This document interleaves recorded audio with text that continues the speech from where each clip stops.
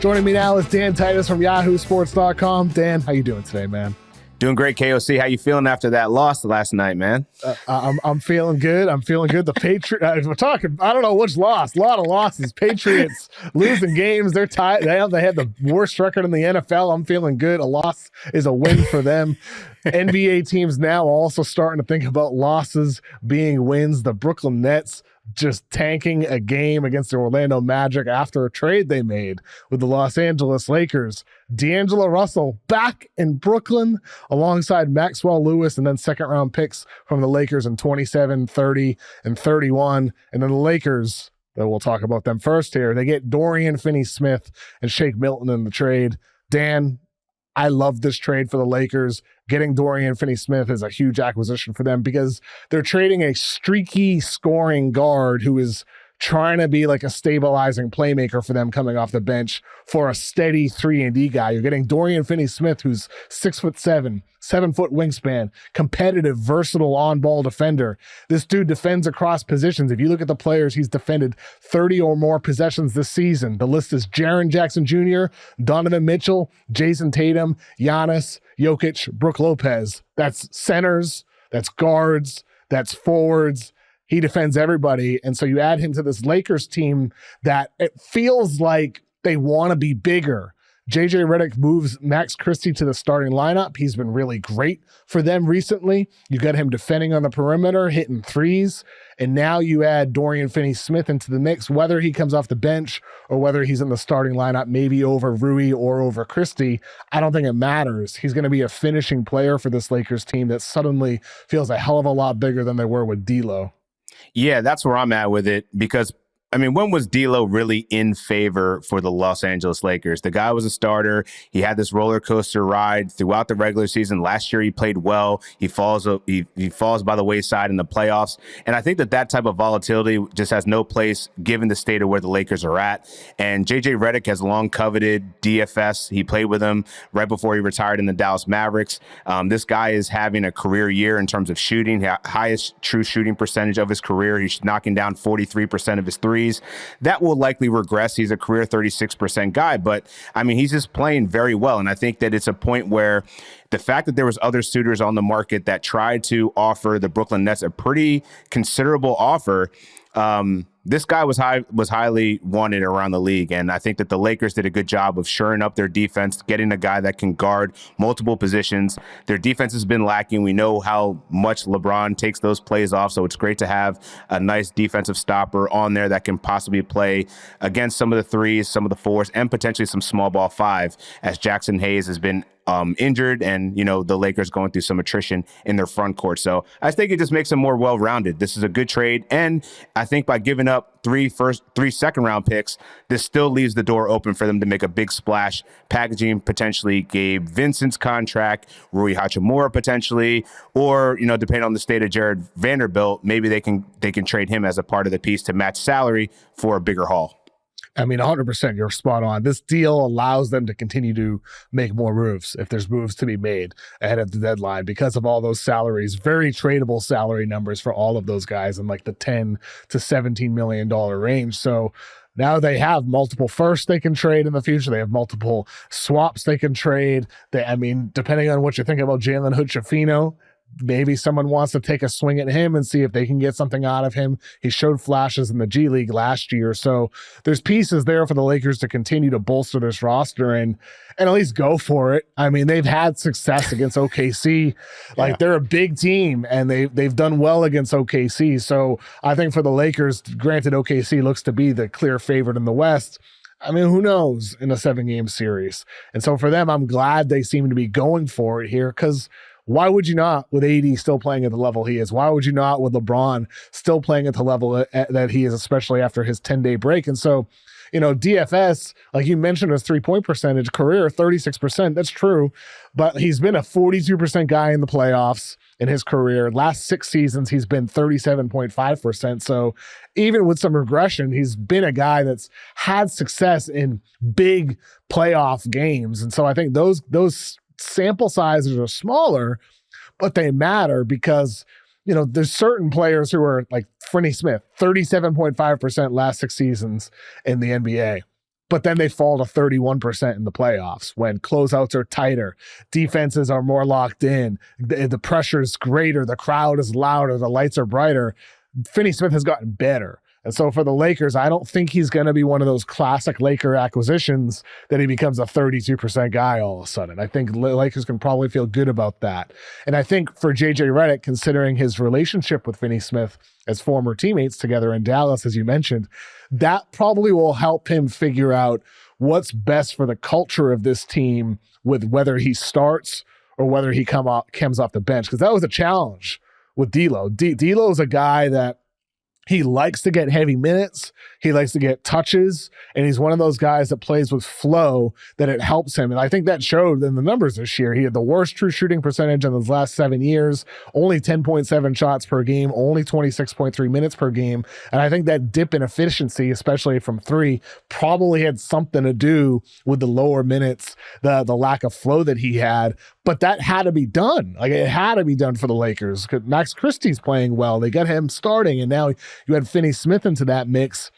This Lakers team just feels a lot more complete. They feel like a team that can play small. They've been second in defensive rating since December 7th. They've really turned it on after starting the year at 26th on defense. This just feels like a more complete team to me, but it's always still about, well, then what's next though? Do you think, when you look at this Lakers roster, Dan, what do you feel like is missing? Like, what should they be targeting with those existing picks and assets that they have? I think that they could aim for, because Jeremy Grant was long, tied to the Lakers, but I think that they should actually be going for some scoring, because I think that that's the one area where I think this trade kind of hurts them, in the sense of, at least you had D'Lo providing 15, 16 points off the bench. Is Dalton Connect ready to step up into that role? Max Christie, we talked about, we don't know really what that rotation is going to look like. So if you go get someone that's affordable, like an Anthony Simons, maybe you can get in the Zach LaVine sweepstakes. You at least can match some salary with that to try to make a big splash like that, because I think that that's the one thing that the Lakers are missing. They need a third star. Dorian Finney-Smith is the third player that has a BPM over 0. So that means that everyone else has been pretty much a net negative for the Lakers this year, besides LeBron and AD. So getting Dorian Finney-Smith in there was a huge plus, but I think you need to get another ball handler, another scorer, somebody that can just take over a game, potentially give you anywhere between 18 to 20 points on a given night, because that's going to raise this floor for this team, and then also give them another reliable option when it comes to playoff time once this season starts to wear down. I mean, the Zach LaVine fit, to me, I think, like, if you get Zach LaVine, you have to trade Rui in that deal. $17 million filler, you'd have to do it. Finney-Smith makes Rui more expendable. Right? For sure. So that would work for the Lakers. It'd have to be like a 5-for-1. Salary-wise, It would have to be Rui, Gabe Vincent, Jared Vanderbilt, Hood Schifino, and then one more. So it'd have to be a 3-team deal. Maybe there's a team, like the Pistons, somebody like that. These teams that are sort of in the middle that could take on a player that they could use in the future or something like that. Or these teams that might want to take salary. Maybe you go back to Brooklyn and they take somebody else down the line. But I to me, LaVine, with the way he's performed this year, every team in the league missed the chance to get him on a discount. It's gone. You can't get him on a discount anymore. He's not damaged goods at this point. He's just an expensive salary, but he's a hell of a player, and he fits exactly what the Lakers need. Because you think about D'Lo versus Zach LaVine, there's that spark they both provide, but D'Lo's almost always that on-ball guy, comes out of pick and roll and isolations, ice in his veins, pointing after, icing, hitting a big three. LaVine, it can come off of screens, it can come off of handoffs, it can come off of lob dunks at the rim, and the on-ball stuff. And so if you pair that with AD in the years to come, and with LeBron today, LaVine's expensive as hell, dude, but like Finney-Smith fills what you had hoped to get from Vanderbilt. He makes Rui more expendable. To me, LaVine's got to be like at the top of the list for the expensive salary guys. But that's tough. Like midseason, a 5-for-1.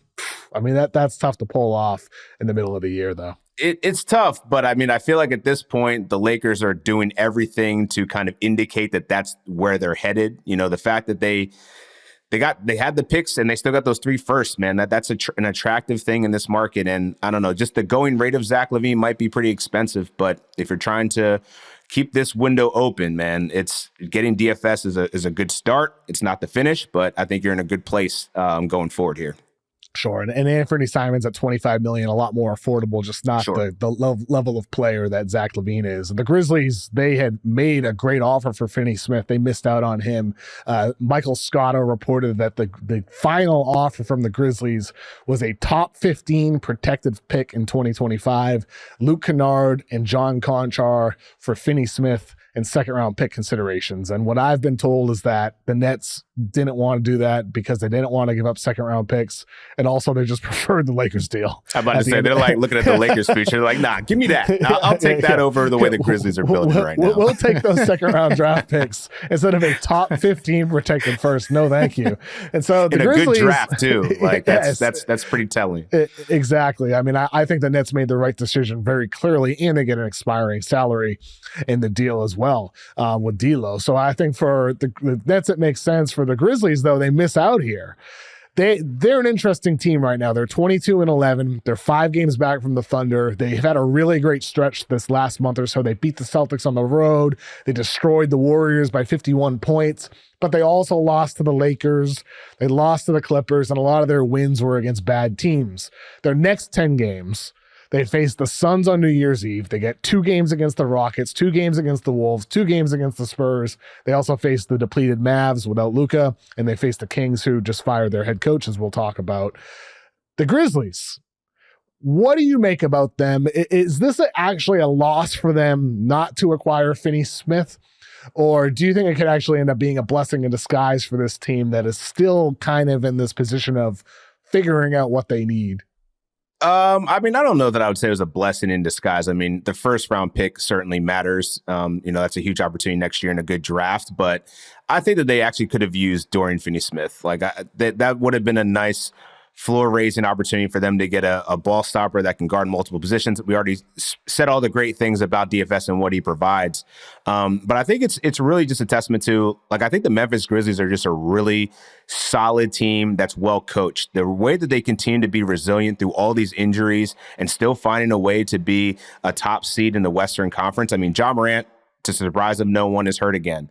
Scottie Pippen Jr. continues to just be one of the more valuable backups. Kind of reminds me of the way Tyus Jones was when he had his stint in Memphis, where he was just a gritty defender, can be a playmaking guard off the bench and still provide the scoring and the playmaking and defense that you need to kind of keep it going. But Desmond Bane hasn't been playing particularly well, and he's starting to come on a little bit more. Jaren Jackson Jr. has been having a good season. So I don't know. I think that there's still a lot of room for opportunity. Like, just because you miss out on DFS doesn't mean you can't go looking at other deals and possible moves in the trade market here. So I don't know. I think that they're actually in a pretty good spot. They still have their draft capital here, and they're ready to make moves. And I think John Conchar and Luke Kennard are 2 guys that, 2 shooters and solid players that could be bench depth or, rotational spots for other teams. So I think that they do still have some ability to make some moves here. Yeah, I think for the Grizzlies, like, I don't think you're going to get somebody at the level of Finney-Smith. They don't have somebody who does what he does, and that's why they obviously liked him. But they still have their assets, and they still have the ability to make other moves. And for them, I think this next 10 games or so, as we approach the deadline, those different types of opponents they're going to be facing, completely different teams. I think it'll be a good barometer test for them to show, okay, how real are we as a contender? Like, what are we going to do against Kevin Durant when we face Phoenix? How is it going to look for us against San Antonio with Victor? How is it going to look for us against the Warriors with their different attackers? What's it going to look like against Anthony Edwards? So I think for Memphis, this is still an evaluation period. And Finney-Smith, as much as he fits on any team in the league, he's not alone turning you into a contender. He's not that piece. And the Grizzlies already have a bunch of good role players. What they're missing Vince is Williams, that. About to say he's going to be coming back in time. Exactly. GG Jackson's going to be back in time. Yes. So they have guys waiting in the wings here. 100%. They have acquisitions to come. Kind of like everybody talks about, well, Chet Holmgren's going to be the big acquisition for the Thunder. Well, the Grizzlies have some. GG Jackson's a pretty good acquisition. He was awesome to close last season. And obviously it's like every player comes back differently from injury, but maybe he's the type of guy who comes back guns blazing. And no pun intended, John Morant, and he just comes back and he's that's not the right pun for the Grizzlies. I apologize. But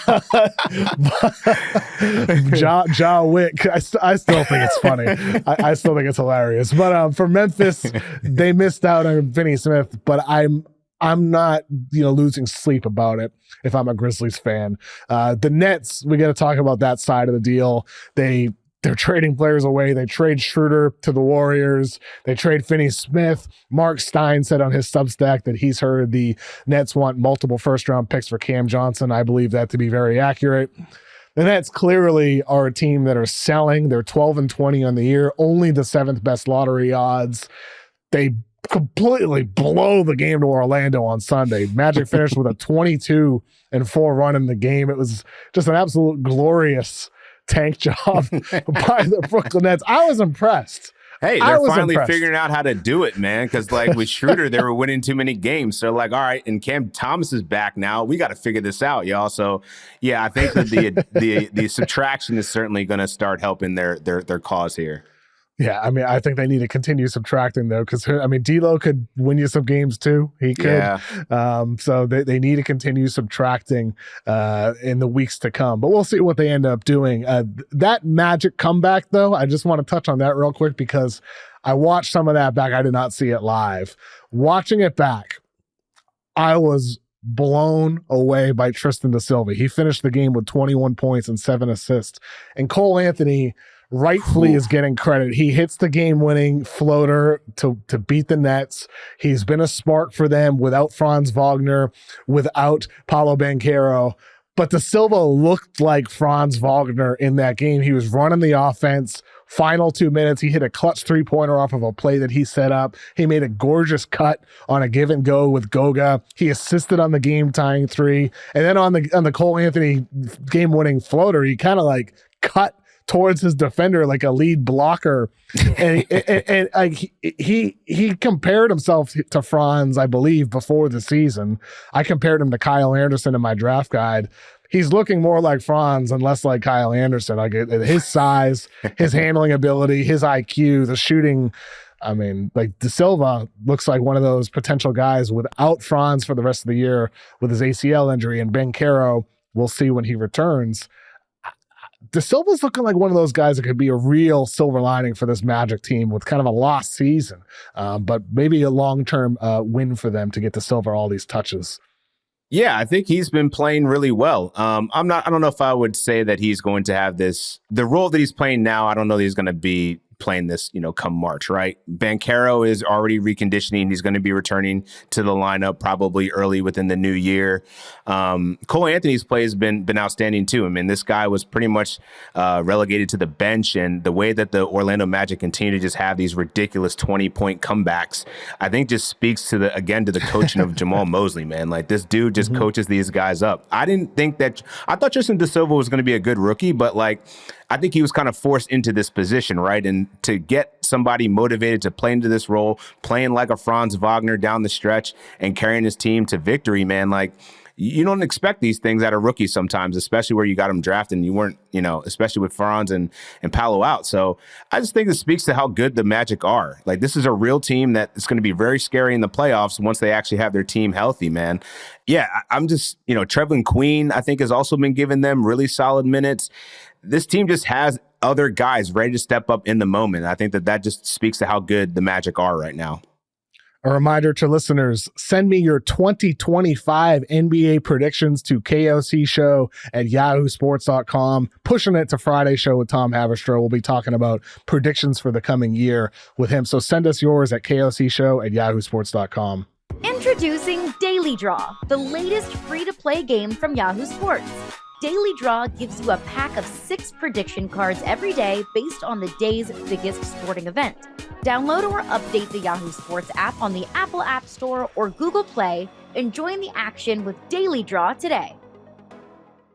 All right, Dan, we had a bunch of NBA fights since my last episode. Gotta get those ratings up, right? Come on, let's get the ratings up. I mean, this must be some type of ploy. We have Najee Marshall and Yusuf Nurkic both getting suspended for their, contact made on the face. You don't see that very often. Then Amen Thompson just body slamming Tyler Hero. Ragdoll. Oh my God. Just great drama. And you had this Hero quote after the game where he says, I guess that's what happens when someone's scoring, throwing dimes, doing the whole thing. I'd get mad too. with the shades on and everything, just ready for all the smoke, man. It's the funniest thing. I love the petty. I love it too. And all of this fighting got me thinking about something earlier this season on 98.5 The Sports Hub in Boston. Joe Mazzulla, it was around a time of year when everybody's talking about rule changes for the NBA. Yeah. And Mazzulla, yeah, exactly. Mazzulla said the biggest thing we rob people from an entertainment standpoint is you can't fight.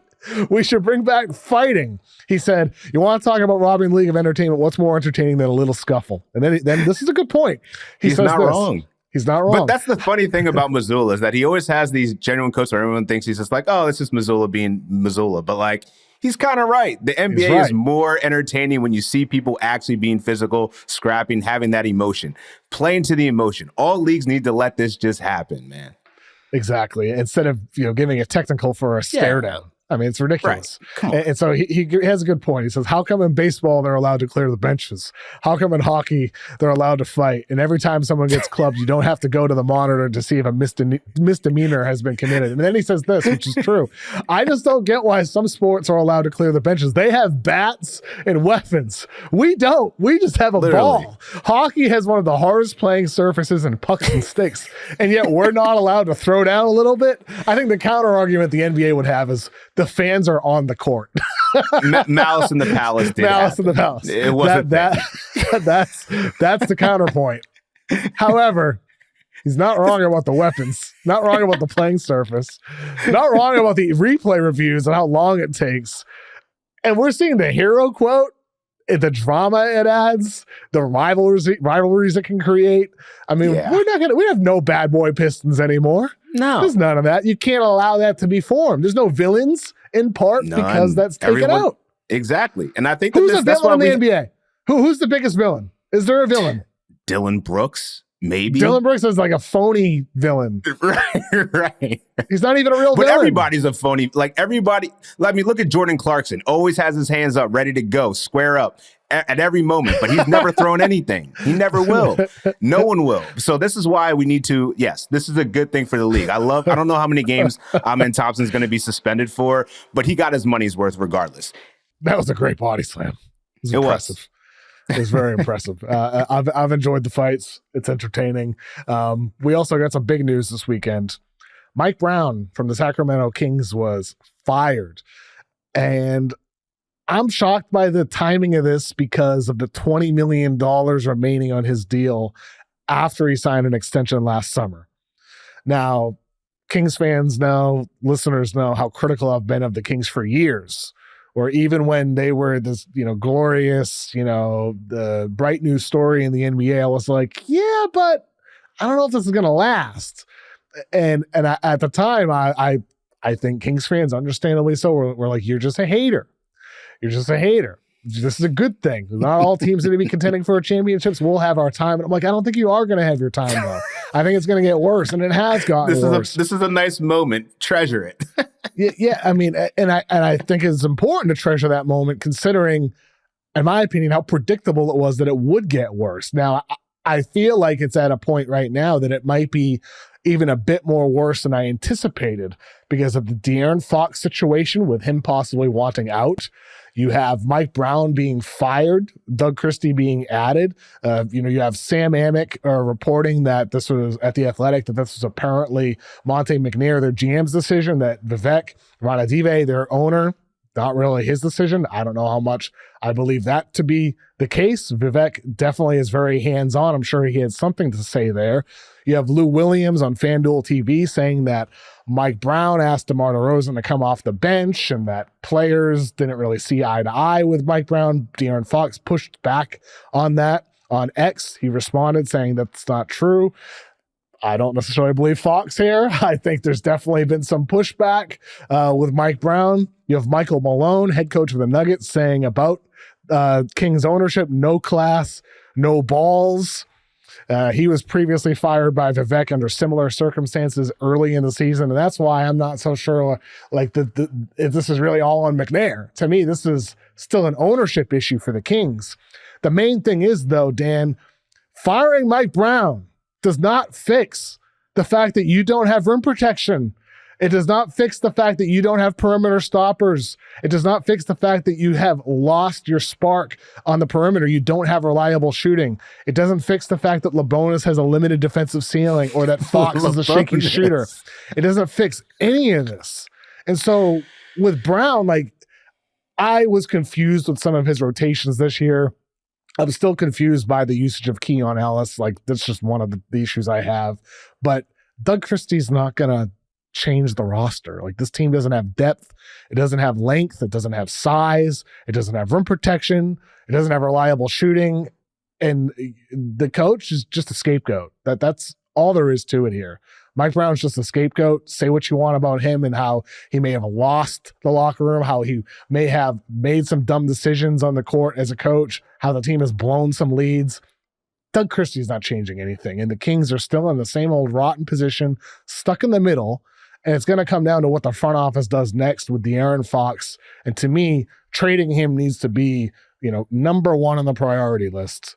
Fixing the team around him, getting a little younger. You get Devin Carter, who just exploded in the G League in his G League debut over the weekend. He's going to come back and just take a step back, try to retain your draft pick. But if Vivek ownership continues trying to press win, get it right, it's bad news for the franchise, in my opinion. Very bad news. Yeah, I mean, I think all of this speaks. I mean, I don't have any disagreements with that. Like, it's no notes. This is an organizational issue here. This is a systemic problem that, as Michael Malone was stating, shout to Matt Moore for asking that great question and getting a candid response from him. But whether Vivek had any knowledge or input into this decision, it doesn't matter. The optics look horrible. You fire a guy on a way to an away game with no personal conversation. Like, organizations have to be accountable for just being good people at some point, right? And this is bad for business. This guy won Coach of the Year 2 years ago. You decided to acquire DeMar DeRozan. That was a choice. And you thought that you would just, be one of the clutchest teams in the NBA. Guess what? You've lost 9 games, the most in clutch situations this year. So I think this is a roster construction issue. This is a problem that De'Aaron Fox probably sniffed out earlier on. That's why he didn't want to sign the extension in the first place. So you're stuck with Sabonis. This guy is a nothing on defense. As you said, the rim protection sucks. Keegan Murray's development's been stifled because of DeMar DeRozan there. There's not enough space for him to operate and actually become what we expected him to become in this next season. So, yeah, I think there's just way more problems than answers, and firing your head coach at this point in the season, probably not the best idea to, right the ship. It's only going to get worse from here. And you called this out a month ago. I wasn't quite there yet. I still had some optimism. But, once you fire the head coach mid-season after a tough loss that, frankly, was not on him. I'm sure that they went into the huddle. I was actually at the game, so I watched this implosion right in front of me. Oh, wow, you were there. For De'Aaron Fox to not close out, get his guy, but then also to foul him, a shooter, that's not on the coach. That is bad execution. And sure, the coach is going to be the scapegoat in the end, but I think this is a bigger problem that just speaks to the lack of trust in the organization. All this stuff getting leaked and all the issues that are surrounding this, it's all bad for Sacramento. So I don't know what you do. The next move obviously has to get something for De'Aaron Fox while you can. you probably got to move off of Sabonis. Just I don't know where he fits for anybody because it's just obvious this guy is not a viable rim protector. And he's a system too. He's a hub. And that's very difficult for other players to get involved around that. So I don't know. All bad for Sacramento right now. What was the vibe in the arena that night? Oh, man. Was it like everyone murder committed? The funny thing was, it didn't seem like people were calling from Mike Brown's head. It was more about like, what is this team and like, how did this happen? Because this was like a slow draining death because it was like a 10-point advantage at halftime. Like Kings were cruising, the vibes were good. And then all of a sudden you just start seeing the fourth quarter like, oh, this is going left. We're going to lose. No, man, it was bad. It was bad. On one hand, I feel really bad for Kings fans because 2 years ago, I mean, that was one of the funnest seasons. Like the team was incredibly fun. Brought them back to relevance. Yes, and Light the Beam was such an awesome gimmick. Like I love it. It's fun. I would imagine if you're a young Kings fan, like that's something that makes you a Kings fan for sure. Like the rest of your life. Like I can't imagine if that's your first year rooting for a team. It's just a cool thing as a fun team. And that crowd seems amazing as well. But on the other hand, I feel like there's like a little bit of like ignorance to the concerns over time. Because like it was 2 years ago that I'm calling up some of the concerns I had with this franchise. I remember like on the mismatch before at the beginning of last season with Verno, I said, this is going to be the year it becomes apparent they need a front court player better than Sabonis or replace him with somebody who's significantly better. And it's like, no. Sabonis is great. He's an all-star player, borderline all-NBA. It's like, yeah, he is, but he has some pressing concerns that limit your ceiling as a team. And before this season, when I had Legend of Winning on, he's like, DeMar DeRozan, not a great fit. Maybe they have to ask him to come off the bench. And Kings fans jump down his throat. And they jump down my throat saying you should never even have brought this guy on. That's what happened. Brown has wanted DeRozan to come off the bench because it was a poor fit. So it's like there's some of these concerns over time of many others. Those are just two that come to mind right away, where it's like maybe like some of this was coming, but it was like such a glorious year for Kings fans after decades of just being sad and depressing, wearing a bag over your head at games. That it's like no, there's no way it's going to get bad again. But the signs were there, and that's where I'm concerned for where they go from here, because how does ownership feel? Is Vivek going to say, okay, we had a great moment with this core. Let's move on from Fox, possibly move on from Sabonis and build something new again, because I like some of their young players. I still like Keegan Murray. I'm in love with Devin Carter as a player. I think Kings fans are going to fall in love with Devin Carter. That dude at Providence the last few years, the way he's improved. Devin Carter, dude, he's a dog. Like defensively, getting to the basket. He is a leader. Like for all the complaints about Fox not being a leader, lack of accountability, not being up there at his press conference for long after the game, not taking accountability in that moment after that game. Devin Carter is the opposite. He is a leader of men, and he was that in the college level, and I think he'll become that in the NBA. So I think the Kings still have some good things going for him. It's just a matter of what ownership and front office collectively do with these uncertainties on the team. And to me, trading Fox is the clear path forward for the best offer. Otherwise, I think he's going to walk in free agency when he hits in 2026, or he'll ask for a trade ahead of time and then he lose more leverage. But ultimately, you know, this on Monday morning, Ramona Shelburne said the Kings inquired about Zach LaVine, Brandon Ingram, Cam Thomas, Kyle Kuzma. That is the wrong way. That's the wrong path. Don't go down that path. Let's get Sacramento. a whole bunch of players that are just not going to create that. Dude, don't just go literally that way, every wrong Kings. player that you could possibly probably try to target. That's the wrong way. Don't go this path. I'm telling, like, Kings fans for years, Dan, Kings fans have said I'm the hater. I'm like, no, I'm trying to warn you it's going this way. I want you guys to feel joy. I want Kings fans to be happy. Like, people, like, this isn't a victory lap for me. This is like, I was right. Damn it. I was actually right about it. God. You don't want LaVine, Ingram. No, Thomas, you definitely don't want Kuzma. Brandon Ingram. Like, what? Like, no, what are y'all doing? So if the Kings can find a good place for De'Aaron Fox, where would you like to see him land? San Antonio, maybe Orlando? Where do you think is a good place for De'Aaron Fox? I don't want Orlando. I had a conversation with an executive the other night on the phone, and we were talking about, like, well, if they trade Fox, where should he go? And he's like, I think Orlando should go get him. I'm like, why? Like, they already have shooting concerns with Banchero and Franz. Yeah. Fox, same thing. So I don't like the fit for Orlando. I want like a knockdown elite shooter at point guard for Orlando. So not Orlando. To me, Rockets upgrade over Fred VanVleet. Like, that's an accelerator push for them right off the bat. In the Spurs, boy, Victor with Fox's speed. I get annoyed watching Chris Paul. He bugs me. I know he's helped Victor in some ways as the orchestrator of that offense, but he bugs the hell out of me. He's just too slows down the offense. It really pisses me off.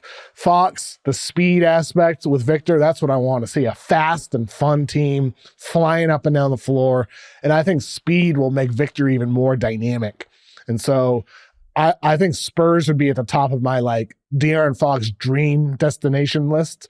And I mean, I still think, like, you're talking about, the Lakers, they're intriguing to me as well, because for all the reasons we talked about with Zach LaVine, the shooting ability makes him a bit more appealing than Fox. But Fox's playmaking with Anthony Davis, with LeBron and post LeBron, that playmaking ability is still important for the Lakers. And that's something that they could have for many years to come, with AD and Fox. So Lakers would be up there on my list as well. Is there any preferred destination on your side of things for Fox? Yeah, I had San Antonio, man. Like, I just think that De'Aaron Fox, to me, I think part of the struggles with Sacramento is that he's not a 1A, even though he's been treated as one. I think he needs to play alongside another star and not be the main dude. And if you're playing with Victor Wembanyama, you're not going to be the main dude. But I think he can unlock a different version of Wembanyama in a higher, faster-paced offense with all those weapons around, like Devin Vassell. Julian Champagne's been playing phenomenally well this year. I think that would just be a great spot. And also, he's from Texas, so I'm sure he wants to play a little bit closer to home. I think that there'd be a lot of pride there. And then also, I mean, it's another small market team. I don't know that he necessarily will go to a big market, but San Antonio is a good culture, and I think that's maybe we can see some of that leadership and some of the question marks around De'Aaron Fox kind of start to try to go the other direction in such a really good organization like the San Antonio Spurs. So, like, I think that would just be a great move for his career at this point, going from this whatever the Sacramento Kings are to the San Antonio Spurs and playing with a phenom like Victor Wembanyama. Yeah, my understanding is he hasn't, like, requested a trade yet. I don't think it's gotten to that point from the conversations I've had with people around the league. But before last summer, there were, like, rumblings that a return to Texas could be something that Fox wanted if the Kings situation didn't pan out. There were just rumblings about that.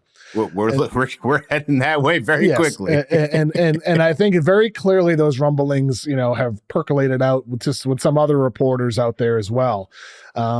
So wouldn't surprise me if at some point we get a Shams, ESPN sources say De'Aaron Fox has requested a trade with the Spurs and Rockets being his preferred destinations. That will not be a shocker if that happens sometime in the coming 5 or so weeks ahead of the trade deadline.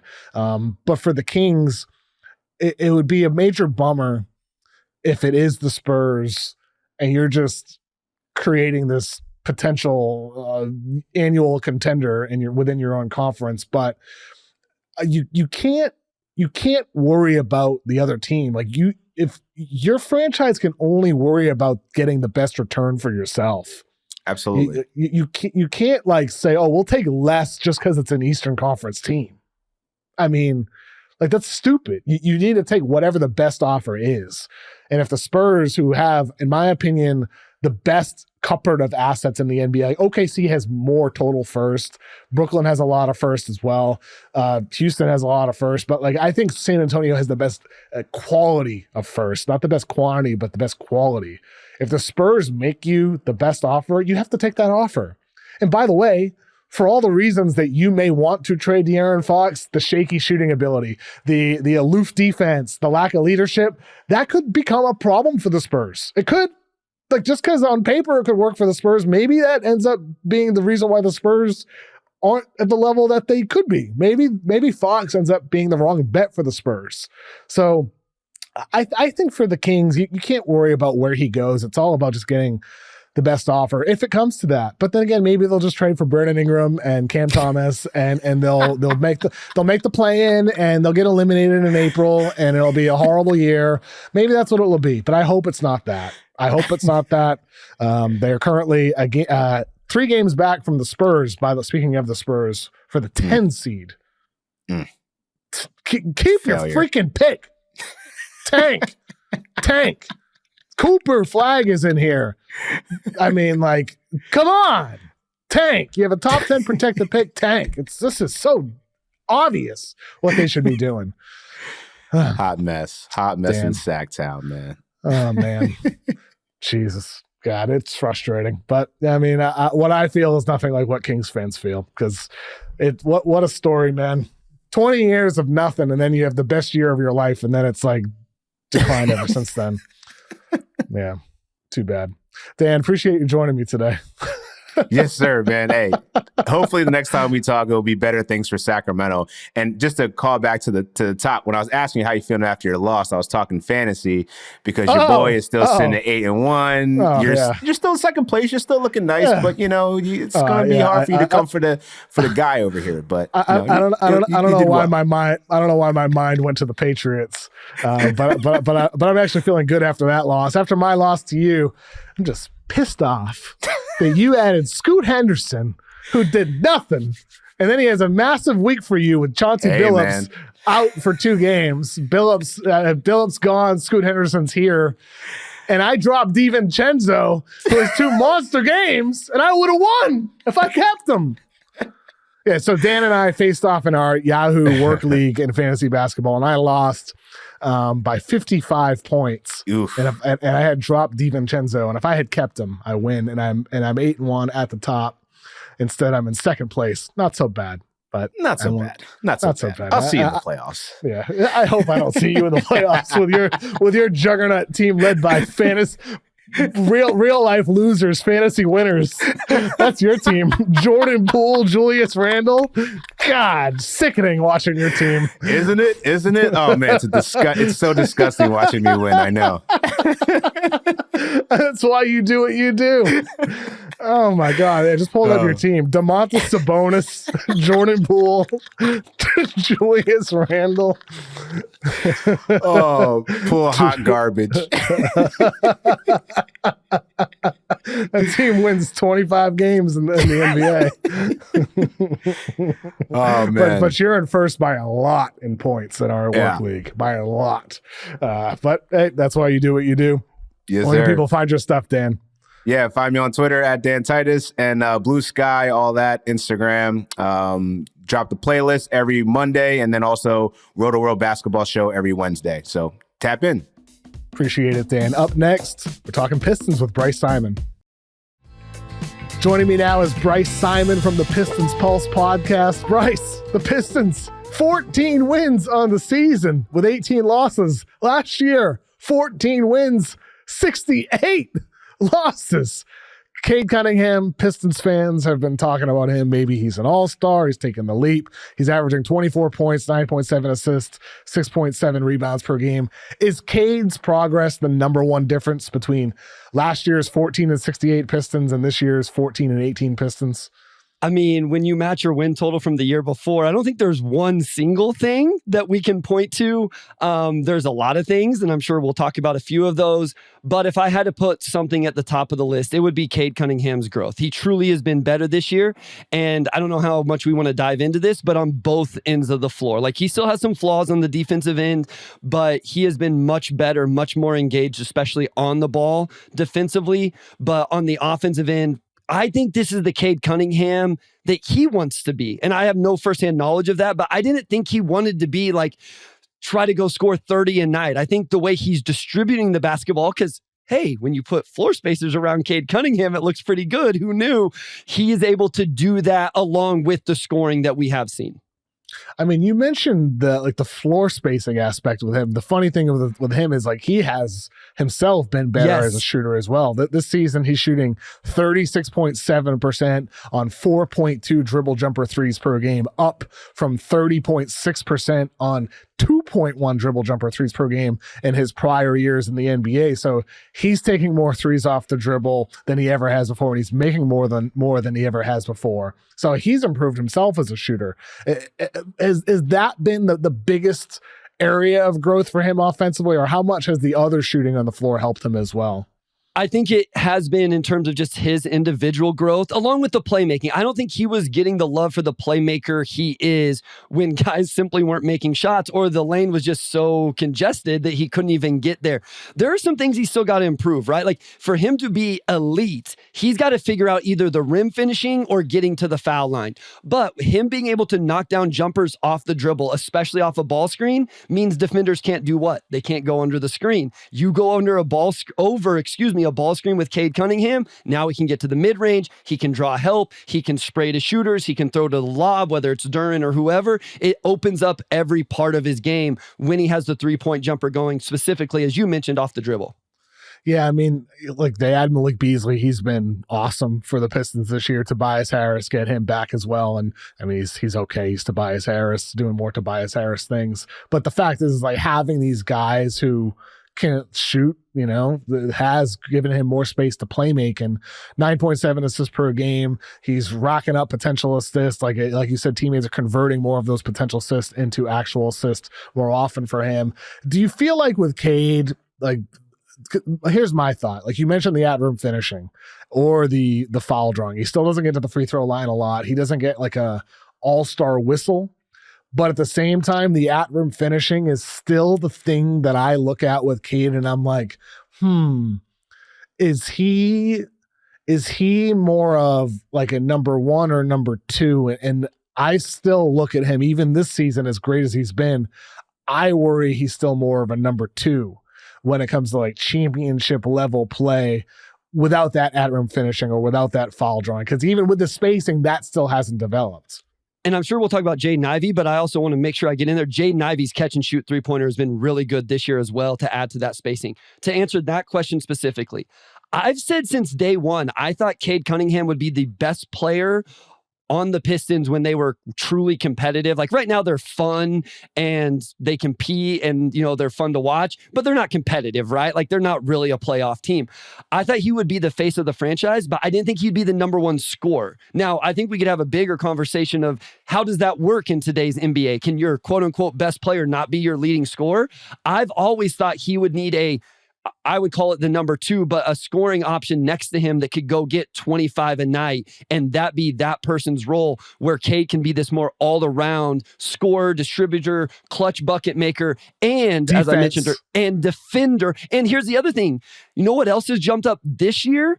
Is his rebounding. Now it's ticked down just a little bit over the last handful of games, but he at one point was like over 9.5 assists and 7.5 rebounds, KOC. Like it was all around game.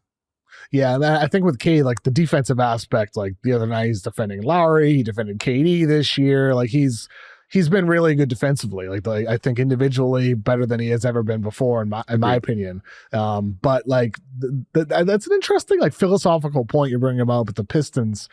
Like, can your number one not be the leading scorer? But he's like a great defender, and he's leading the league in assists, and he's making clutch shots and all that. Maybe, but like Jaden Ivey isn't taking that leap next to him, which is why like it's still on Cade. It's still like on him to have to do that. And, looking at the numbers this season, Cade is making 54.3% of his unassisted restricted area chances. So think about that as like his drives to the basket, unassisted chances, 54.3% of the top 25 players with the most unassisted at-rim chances. That's 24th in field goal percentage, ahead of only Tyrese Maxey. And for Cade, that number's down from 60% over his first three seasons, which is like below average compared to other numbers. Just for reference, SGA this season, 72%, Fox, 67%, Anthony Edwards, 64%, Jaylen Brown, 63% for like similar type or sized players. So Cade is still way on the lower end of that. And that's despite improved spacing. And that's why, like, I'm curious, Bryce, and your evaluation. You played college ball, you're a coach as well. And when you evaluate Cade, how much of his at-rim struggles is a matter of, a function of lack of spacing versus something with his technique? Like, what is playing into the fact that he's near the bottom end of at-rim finishing for these higher volume guys? I think one of the first things that people bring up is the athleticism, right? Like, nobody scouted Cade coming out of Oklahoma State and thought he was this unbelievable athlete. Like, he's functional enough, right? Like, I don't want people to freak out. I'm not saying he's a below the rim finisher. He's had poster dunks, but he's not that level of vertical pop guy. He has gotten stronger. I think increased strength is one thing that would be huge for him. Continue to be able to play through contact. I will say my biggest thing with Cade every game I watch, especially offensively, is I feel like he has this lack of intensity is the best word I could use. And it contributes to his misses at the rim and his turnovers. And there was one specifically in the last few games. He beat his defender off the bounce and then kind of just casually did a layup and it got blocked from behind. It's like, Cade, these are NBA level athletes. These are NBA level rim protectors. You have to know, you have to reverse or decel, draw contact, something. It's like he doesn't account for who he's playing against sometimes and what they are able to do and accomplish on the defensive end. I mean, that's a good point because Cade's so cool. He's just chill. Yeah. Yeah. Not in a negative way, around here at my high school. Way. Oh, it could be, because we call cool kids a negative thing around here. At high school, the kids I coach. Is that really a thing in high school? Yeah. Cool kids? No, we say you don't be a cool guy. Okay. A cool guy is one that won't dive on the floor. A cool guy is somebody that won't charge. Okay, so we use it. Cool kids are lame. Those cool kids are not cool. I don't want those cool kids on my team. Yes. So anyway, but I don't think Cade is very reserved in the way he plays the game. I just wonder if it sometimes the Nuggets game the other night, Russ got him a couple times just because Russ plays so intense and Cade got by him. And then it's oh, I have him beat. Well, no, Russ isn't going to give up on the play. He's coming from behind to get a back tip or something. I don't know that Cade always feels that and continues to play intense even after he's beat his man. Now, the other day, Krishna Narsu, who does some stuff over at B-Ball Index, advanced stat stuff, he ripped on Cade Cunningham over on X, and a lot of Pistons fans were understandably very mad at Krishna. But I'm curious about your thoughts, Bryce, on this post he made. He said, among the 58 players with a usage rate over 25, Cade is 48th in turnovers per 100 touches. By contrast, Luka is 31st, Jokic is 8th. He's around where Harden is. And he also says the Pistons are only 3 points per 100 possessions better offensively with Cade on the court versus off the court. Where do you fall, in kind of that debate amongst Pistons fans and evaluators with Cade's turnovers? How much of that is a function of him specifically with kind of that attitude, that approach you're talking about, versus no, you're overrating this turnover thing. Turnovers are part of when you have the ball in your hands a lot. No. This is probably my biggest area of growth for Cade. I think he's made the jump with the 3-point jumper. I think his passing, which is kind of funny, right? We're talking about his passing, but turnovers. His defense has improved. Cade has been incredible this year, and I think he's at least in an all-star conversation if Detroit continues to win. The turnovers are frustrating. I mean, I do my Substack. If anybody wants to get Pistons content, they can, subscribe. Shameless self-plug here. I also write notes about their opponents. Motor City Hoop Substack. Whoever they play, I leave notes about that as well. It's just my raw scout notes. But a lot of times my notes will be very positive, and then there's a section of why is he so nonchalant? He's got to be more intense. You can't be that loose with the ball. You got to know the defenders there. Those are the things that are still Bryce, frustrating. Can these guys, how often is it that, nonchalant player, if only he was more of a badass? Sure. How often do these nonchalant guys become badasses? That's where as good as things are right now with Pistons, as good as things are with Cade right now, I'm damn, maybe he's just going to be one of those guys who's missing that piece to be that top 10 level guy someday in the future. That's what's scary is we've seen this. It's hard to thread the needle of going from, okay, they're making a jump from awful to not embarrassing, right? And I don't mean to say, it's a tough jump to make. A lot of teams are awful forever. That's true. But they were so the coaching change and all of that, they were going to be better this year. the next jump, like to thread the needle of real contender is so hard. And what's scary about Cade is this is year 4. Now he missed a whole year. He had a year of complete debacle of what last season was. Like, that's the one thing I want to say is like, you can't simultaneously say last year was a disaster and crush Monty Williams and not give these players a little bit of slack that they were a part of that infrastructure of whatever last year was in Detroit. But it's still year 4, and we're seeing some of the same issues with the turnovers, with the like the rim finishing numbers you gave is what is concerning. Like, why is it not getting better when he has gotten a little stronger, when he has seemingly been able to see NBA level rim protectors and not figure it out? So we're talking about taking a jump from a top 30 player to a top, like all-star level player to all NBA level player. And Detroit absolutely needs him to at least be all NBA level eventually. And part of it is like he does need somebody to pop alongside him. I mean, you guys draft Ron Holland this year. You have Oscar Thompson from last year, Jaden Ivey from the year before that. Ivey is now 22 years old, averaging 17.4 points per game, 39.2% from 3, both career highs. But he's still only 6'4", still only 195 pounds. He's still not a high volume shooter. He's still undersized. I look at this Pistons future, especially after drafting Thompson and Holland the last 2 years, and I don't see how Ivey's like part of the piece of the puzzle with this group. Listen, I love Jaden Ivey. I've been a huge supporter and like defender of Jaden Ivey in the Pistons realm because he takes a lot of heat. And I think he's a very good basketball. What do people give him heat for? Just for context for people who are non-Pistons fans. Like, why are they giving him heat? The defense hasn't been as good. It's gotten better, but the defense early on was a big part of it. Then it was the shooting. That's gotten better. And now it's what you're talking about. Cade needs a Robin or maybe a Batman. You know, like they need the number 2. Pistons fans are ready for it because you're getting a taste of winning. And it's like, well, is J.I. going to be that or not? And he was, a top 5 pick.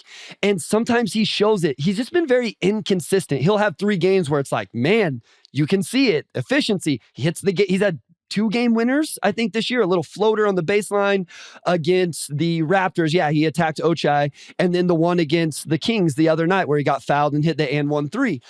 But then he'll have games where it's not consistent. The decision-making isn't great. And sometimes the process is great and sometimes it gets completely lost. I think what Pistons fans see, and I wonder if it isn't, maybe you could tell me this. Who's the last top 5 pick that ended up being the 6th man on the team that drafted them? I mean, I can't think of it. Probably hasn't happened, right? And so it's like when you're a top 5 guy, like the expectation is that you become one of the guys, not a 6th man. And that's why I love the idea of that. But I'm like, does that really happen with Detroit if that's what he ends up being? And if they end up needing to upgrade him, does he move to the bench and become the player in that role? Or does it actually end up happening for him on another team? I wish it could happen because, like, in theory, like let's say Oscar Thompson and Ron Holland continue ascending. They become more than just like these defensive energizers who turning defense into offense. Because they like Holland already, Thompson already, they can do that. Let's say they become reliable shooters and they can attack closeouts, and Ron Holland can run an occasional pick and roll, and Oscar Thompson is a connective piece, and all these things, right? All that happens. Well, then you're too small if you have Thompson and Holland and Ivey and Cade and you're starting 4 of your starting 5. It's too small. Somebody needs to come off the bench and be somebody who's like playing heavy minutes without Cade or without some of those guys on the floor. Ivey's that logical choice, but that would require him to be like, cool, I'm happy being Manu Ginobili, a Hall of Fame 6th man. Like, you still could be a finisher in a lot of games. Like, he's still going to be a guy that's relied on to hit those clutch shots, which he's proven he can. But I think it's really hard to expect a guy to accept that role, especially all the money that's out there. You want to get those big touches, you want to get that opportunity, and you want to be the guy when you've always been the guy. And I would love for him to do that. Like, I would love for it to happen because I do love watching J.I. and he has an incredible first step and some of the stuff he can do. I think the other thing is, if Asar and Ron end up being the wings on this team, you got to go get a bucket getter, like the third wing. Like if Cade's your point, your primary initiator, those are 2 of your wings. And we can talk about the center position whenever you're ready. But you got to go get... Jalen Duren is talking about disappointments. He is at the top of the Pistons. Every year, the Pistons fan base picks somebody. It's JD this year. Like, he's the one that's getting the brunt of it. So, real quick to finish that, you're probably going to need a better scorer than what JI is right now. And that it sucks because, again, I love him and his game. Would and you what trade he does. him? Right now? Yeah. No. Here's my thought on the Pistons right now. What would you trade him for? You say no, but I'm calling you. You're the Pistons GM, and I'm like, I want Ivy. You don't even want picks. There's not a type of player that you'd want. There's not nothing. Unless he's part of the guy we're talking about. Like, not unless he's to go get the upgrade, the super boosted wing bucket getter. Here's what I would not do if I was Detroit. I would not make any rash decisions till the offseason. Because here's the thing. What if they end up with the top 3 pick? Like, what if they do win the lottery? Like, we joke about them having the worst record and falling to 5. What if they have the 7th worst record and jump to 1 or whatever? I would not make rash moves if I was Trajan Langdon until I know I have all the data points I can get on JD, JI, even Asar and Ron, and I know where my draft pick is. Because if I can get, I don't know where you're at with some of these guys, but Cooper or Ace or whoever, that's going to change what I need to do in terms of going and making a trade for a big name.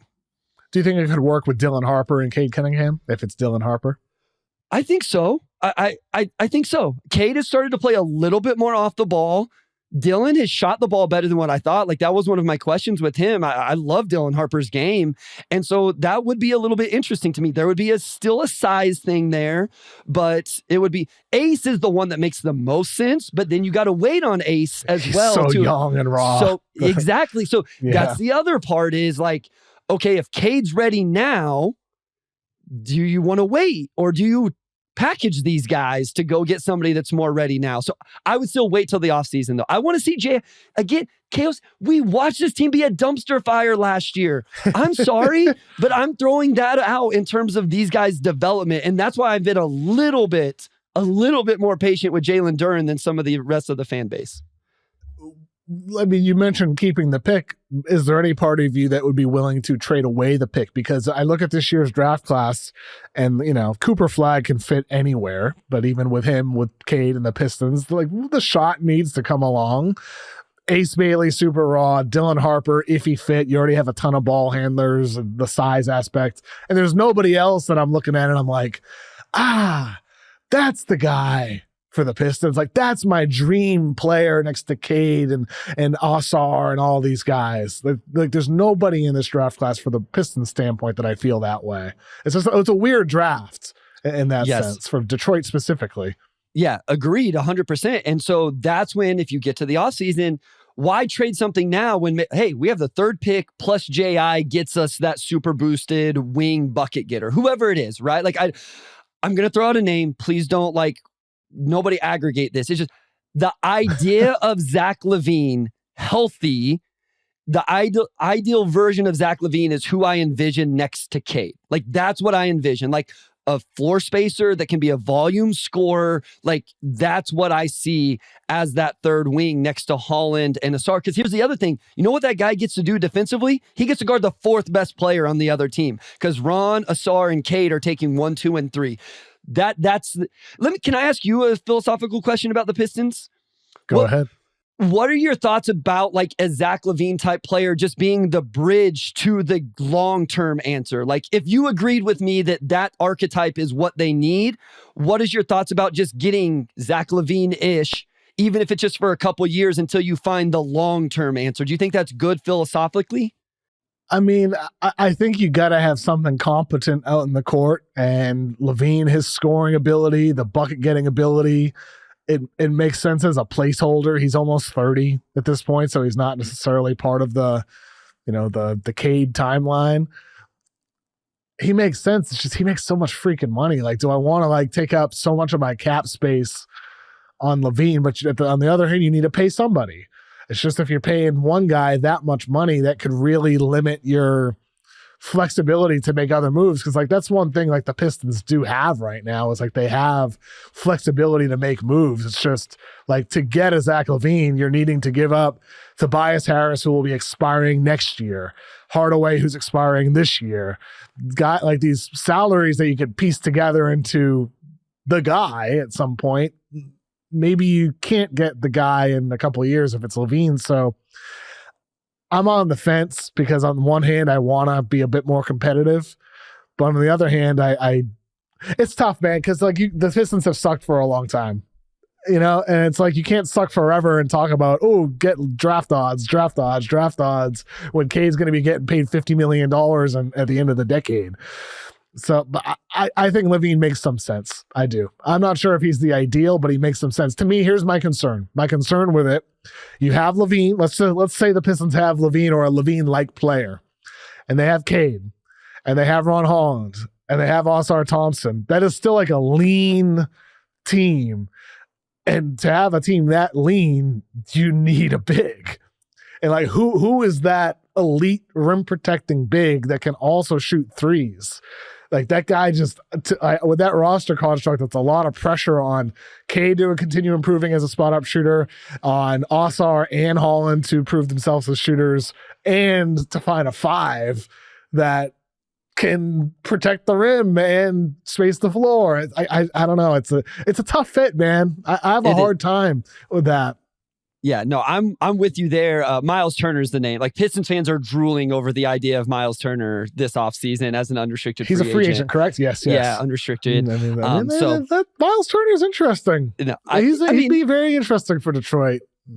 Yeah, I like it. I like the idea. Can they execute it? I don't know. Again, for what it's worth, I would play out this season. Here's my problem. I don't know. Maybe it's not a problem. I'm not a lifelong Pistons fan, as I told you, and so I have much more patience with all of this. Like I watch the team. Obviously, I break the team down. I've watched every second for the last 5 seasons. This is my 5th season doing it, but I don't have like this like love for the team that a lot of fans do.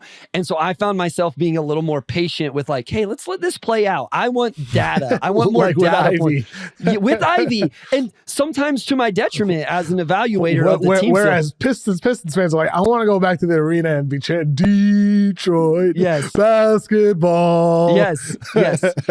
I'm only fanatic about one team, and that's the Kansas City Chiefs. The Pistons, I love watching them. I'm only irrational about the Chiefs. That's the only sporting team I get irrational about. Well, I mean, we mentioned the center position a couple of times with Jalen Duren. Boy, I was looking back before our pod today at my NBA draft scouting report of him, and on the pluses side, I think some of this is true. Elite upside as a shot blocker, 7'5" wingspan, nimble, can occasionally defend the perimeter, blah, blah, blah, blah, blah. Minuses, off-ball defense. He still needs to improve his awareness. He sometimes gets caught ball watching, occasionally struggles with simple things such as boxing out or falling into foul trouble. He needs to cut down on his physical and mental lapses so that his skills and athleticism can fuse. I feel like all of that's still true. It's just, I feel like he's worse in some ways. Is that fair to say? It's weird, but I feel like he's regressed since his rookie season in a lot of aspects. What's went wrong with Jalen Duren's development? So I think it's one of those things where there just hasn't been a lot of development. The rebounding actually has stayed like somewhat in the middle throughout all of this. But when he comes in as a rookie and averages all these rebounds, you're like, oh my gosh, this is incredible. This is amazing. Look at this rookie averaging, how many I was at per 36. He was averaging 9 and 9. Last year, he was at 14 and 11 and a half. And it's like, this is awesome. And then you realize, especially when you're talking about a team that really needs to compete, you got to have a defensive anchor of some sort. And that's where the development just hasn't come. And the other issue is, but why not? Like, is he like, why hasn't the defensive anchoring developed for him? Is it mental? Like, is he? I don't think he does the floor. Yeah, I don't think he does the little things. Like if you watch him in ball screen, I've tried to point out when it does happen in the positive aspects. Like I'm big on watch Nikola Jokic. Watch his hands when he's defending a ball screen. Like Jokic is not the most athletic dude, but his hands in the pocket passing window. Then his hands are up taking away the lob. Heck, he kicks the ball if he can't get his hands there and he doesn't want to bend over to get it there, right? Like he just finds a way to be in the... I don't know that JD understands the positioning and how important hand activity is. Like the other thing is like a sense of urgency. I don't know how many stretch bigs have taken wide open catch and Nikola Vucevic was the most frustrating game because it's like he's shooting 45% from three. You have to know that him and Jalen Smith are trailing in transition. You have to close out. You can't defend them the same way you do non-floor spacing big. It happened with Jokic the other night. Again, shooting like almost 50% from three, and the hand isn't even there on the contest. And so it's just like those little things of, and then here's the thing, he's not an elite rim protector. So you can't even say, well, at least he gets us 2.5 blocks a game, or is, really, I don't think he changes offensive players' minds when they drive. Like, right, when we talk about Victor Wembanyama, beyond the blocks, it's, you can see offensive players' minds change when they see him. Jalen Duren does not have that effect. So he doesn't have that. He's not doing the little things. And offensively, it's kind of just offensive rebound and lob finishes. I've given up. I'm out. I'm out on him. I saw the upside. Like, I saw the appeal, obviously. He's a lottery pick, and he's huge. He's got the muscles. He's got the long-ass arms. He's a vertical guy. But it's all theoretical. It's just all theoretical. It's just not there. I don't think he has it between the ears. So what I've said recently is I would actually put him on the bench for a week. I'd say, JD, you need some time. I want you to sit on the bench. I want you to watch. I would start Paul Reed because Paul Reed, talk about hustle. Here's his stock numbers are incredible right now. It's crazy. And it kind of really highlights what JD struggles with when Paul Reed comes in and blitzes a ball screen and gets a deflection. I don't want Isaiah Stewart to start because then the fan base will hate him again because Isaiah Stewart's not a starting big. He's a pretty good backup big. I would just wonder what would happen if you said, JD, go set for a week. We want you to watch. We want you to learn. We want you to take in the game from the sideline, even perfectly healthy. Here's what happens. I demand a trade. This is the high school coach talking, having no understanding of like NBA egos. Get me out of here. I want out. JB Bickerstaff, F you. Yes. Either fire JB or trade me right now, and my agent is on the phone. That's the aspect of this I don't consider. I just look at it from a coach's perspective. So I know it's not like rational and something that can actually happen, but something has to switch. Like something has to, and it straight up hasn't. Like it just has not. It's disappointing because the idea of him made a hell of a lot of sense. Yes, for Detroit, he really did. I loved him. I was like, I thought there was real like passing upside, like maybe he could face up and do some things. The rim protection, like I thought he was going to be really, really good, and it hasn't progressed the way you would want to see. It's like I say I'm out. I'm out for the Pistons. I just don't think it's going to work in Detroit. But if he gets traded to some other team in 3 years from now when he's a little bit older, maybe it can work out. To me, he's just going to be that second team or third team guy. It's just not going to happen in Detroit. The issue is, even if you're out, well, okay, who's your replacement? Who are you going to bring in? They have 3 backup centers, maybe like 2.5, depending. So, and you know this as a draft person, this is what, like, I think sometimes people get mad at people that do draft for like, well, he's young or whatever. It's like, this is what teams have to consider. If Jalen Duren was very young, maybe some immaturity, maybe some motor things, and there's a chance when you draft that guy, you may not get the payoff because they're still 22 at the end of their rookie deal and still haven't progressed with those things. And then you get to watch somebody else get the payoff. And then you got to pay him. And then you got to pay him still after 4 years. Yeah. So many guys are not ready. They still have the same pre-draft concerns, and then they get paid anyway, and the concerns continue on. Yes. And so that's where it's like, okay, this is why we talk about age and maturity and how long it's going to take and those type of things, because NBA teams have to factor that stuff in when you're talking about the assets and the resource. And as you mentioned, the money it takes to keep them on your roster. And I think the thing I mean, we'll see how the year continues, but there's no one big in this draft class. Like we mentioned how there's no clear-cut guy. Yeah. If the Pistons move into the top 4, there's nobody that I'm like, besides Cooper for Detroit. Even if they stick to like the 10, 11 spot, there's really no big there that I'm like, okay, perfect fit. You don't need to sign Miles Turner. You can just draft this guy instead. There's nobody in this year's draft class that's like a clear-cut lottery big. No, I'm with you. Like I loved Common coming into the year, and it just hasn't like materialized the way I thought it was going to be. And even if you did want to take him, that's again, you're You're waiting. projecting out multiple years. The guys I like are kind of second round backup bigs. But again, like we just said, the Pistons have plenty of backup bigs. They don't need another second unit big or something like that. So I'm with you with this draft in terms of the bigs. I think I would take Malawach though. If I had to just take a swing at number 10, I mean, 7-footer who's flashed the ability to shoot threes. Like I'm swinging for the fences if he's there at number 10 or 11 and saying, screw it. If he busts, oh well.